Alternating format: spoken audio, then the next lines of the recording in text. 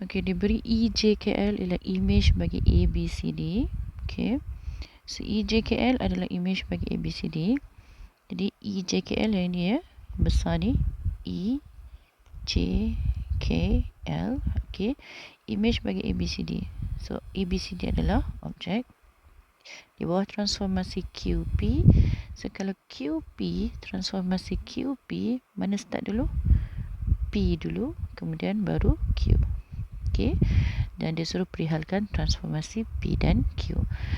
Okey, kalau kamu perhatikan, okey, daripada A, B, C, D, dia kena jadi E, F, G, H terlebih dahulu, baru dia jadi E, J, K, L. Okey. So daripada A, B, C, D nak jadi E, F, G, H. Okey. Kamu kena tahulah ini transformasi apa. Okey. Ini bukan translasi sebab dia punya orientasi berbeza, dan ini juga bukan pantulan sebab dia tidak melibatkan mirroring. Okey, tak melibatkan image cermin. So ini adalah putaran. Okey, putaran, dan kalau kamu lihat dia ada punya orientasi berbeza, so putaran mesti 90 darjah. Okey. Dan putaran 90 darjah ni kalau kamu tengok, okey, dia bergerak daripada AB ni dia jadi EF. Okey. So dia bergerak ke sini. So bila dia bergerak ke sini ikut arah jam. So putaran 90 darjah ikut arah jam. Okey. So kita dah tahu putaran ikut arah jam. Sekarang bila putaran dia mesti ada pusat. So kita kena cari pusat dia dulu berapa. Okey, baru kita boleh perihalkan transformasi P. Okey. So sekarang kita nak describe P dulu baru Q. Okey. So P adalah putaran dan kita nak tahu kat mana pusat. Okey. So saya nak tunjukkan macam mana cari pusat. Okey, nak cari pusat, kamu kena cari satu bucu. Okey, satu bucu yang sepadan.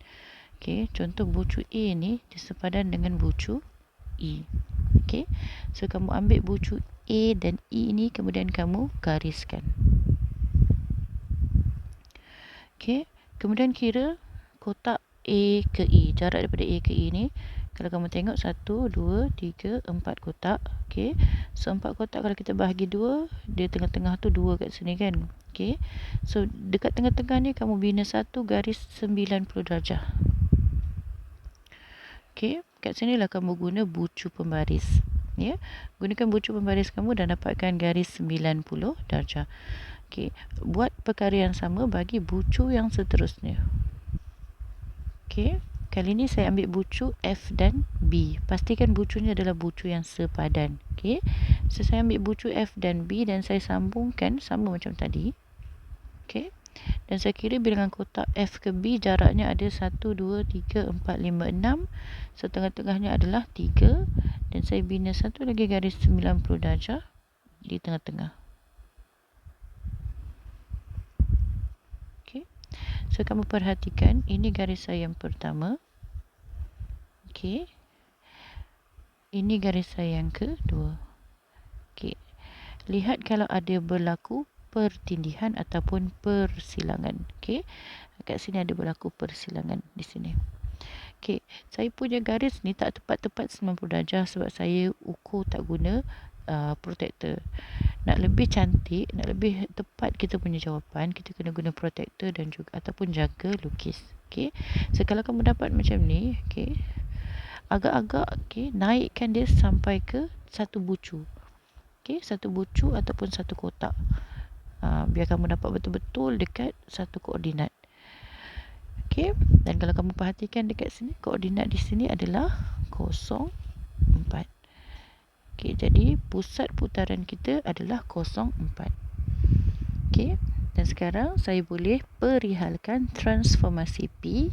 Okey, putaran 90 darjah ikut arah jam pada pusat 0, 4. Okey, so kita dah selesai buat satu transformasi, iaitu transformasi P. Okey, kali ni kita nak teruskan dengan transformasi Q.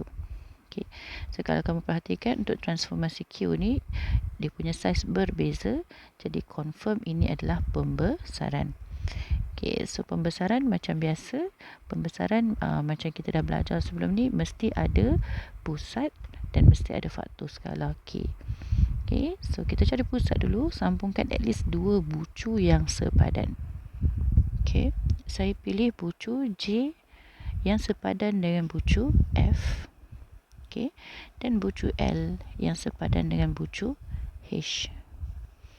Jadi bila saya sambung dua-dua bucu ni, saya dapati berlaku persilangan di sini. Jadi ini adalah pusat pembesaran. Okey, pada koordinat -1, 1. Okey. So, saya dah boleh tulis kat sini pembesaran pada pusat -1, 1 dengan faktor skala. Okey, dapatkan faktor skala pula. Faktor skala K sama dengan I per O. So, image kita yang besar, cari yang boleh kita kira, kotak yang boleh kita kira. Saya ambil yang ini, 1, 2, 3. 3 per objek kita yang sepadan, garis ni adalah 1. So, faktor skala 3. Jadi, pembesaran pada pusat -1, 1 dengan faktor skala 3. Okey. Last sekali tengok soalan B. Diberi ABCD mewakili kawasan yang mempunyai luas 15 meter persegi. So, mana ABCD? 15 meter persegi. Okay. So, luas kawasan ABCD adalah 15 meter persegi. Bila kita nak cari kawasan berlorek, okay, maksudnya ABCD ni dia sama besar dengan EFGH. Jadi, kalau kat sini 15, sini pun 15. Okay. So, kita nak cari luas kawasan berlorek. So, maksudnya kita kena cari dulu luas kawasan KLEJ. Okay. So, luas kawasan KLEJ adalah luas kawasan image. So, kamu kena ingat formula ni. Luas image sama dengan K kuasa 2 darab luas objek. So, kita nak cari luas image dulu. K kuasa 2 kita, K tadi adalah 3. So, 3 kuasa 2 darab dengan luas objek. Luas objek kita adalah 15. Okay. So, 3 kuasa 2 darab 15 kita akan dapat 135. Okay. Jadi, keseluruhan ni, semua ini adalah 135. So, bila kita nak cari luas kawasan berlorek, so, luas kawasan berlorek sama dengan luas keseluruhan 135. Kita tolak dengan luas yang kecil ni tadi. Okey, yang kecil ni tadi 15. So, kita akan dapat luas kawasan berlorek sama dengan 120 meter persegi.